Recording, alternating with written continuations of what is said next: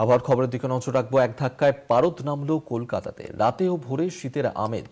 দক্ষিণবঙ্গে বাড়বে শীতের আমেজ। কলকাতার সর্বনিম্ন তাপমাত্রা 18.2 ও সর্বোচ্চ তাপমাত্রা 29.1 ডিগ্রি সেলসিয়াস। উত্তরবঙ্গের বেশিরভাগ জেলাতে সকালের দিকেই কুয়াশা এবং রাতে ও ভোরে শীতের আমেজ বাড়বে। দক্ষিণবঙ্গেও বাড়বে শীতের আমেজ। কলকাতার সর্বনিম্ন তাপমাত্রা 18.2 ও সর্বোচ্চ তাপমাত্রা 29.1 ডিগ্রি সেলসিয়াস। শহর কলকাতাতে রাতে এবং ভোরের দিকে শীতের আমেজ উপভোগ করা যাচ্ছে।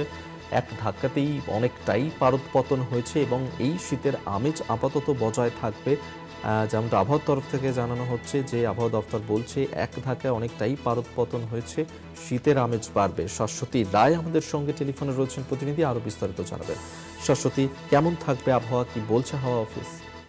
একেবারেই ভরপুর শীতের আমেজ জারি রয়েছে বঙ্গ জুড়ে এবং বলাই যায় যে এক ধাক্কায় পারদ পতন শহর কলকাতার ক্ষেত্রে। সেক্ষেত্রে ভোরে এবং রাতের দিকে শীতের আমেজ কিন্তু বেশ কিছুটা অনুভূত হবে। বেলা বাড়ার সঙ্গে সঙ্গে রৌদ্রোজ্জ্বল আকাশ এবং গরমজনিত যে অস্বস্তি তাও কিন্তু বজায় থাকতে পারে।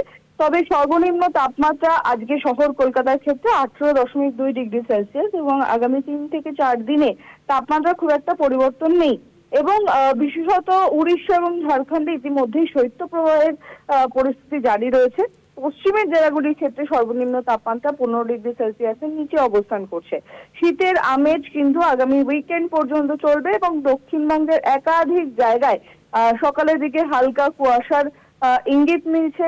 উত্তরবঙ্গের বেশিরভাগ জেলাতে সকালের দিকে হালকা কুয়াশা, পার্বত্য এলাকায় কুয়াশার পরিমাণ বেশ কিছুটা ঘনত্ব পূর্ণ থাকবে বলেই জানাচ্ছে আলিপুর আবহাওয়া দপ্তর। ধন্যবাদ শাশ্বতী রায় আমাদের সঙ্গে টেলিফোনে ছিলেন প্রতিনিধি।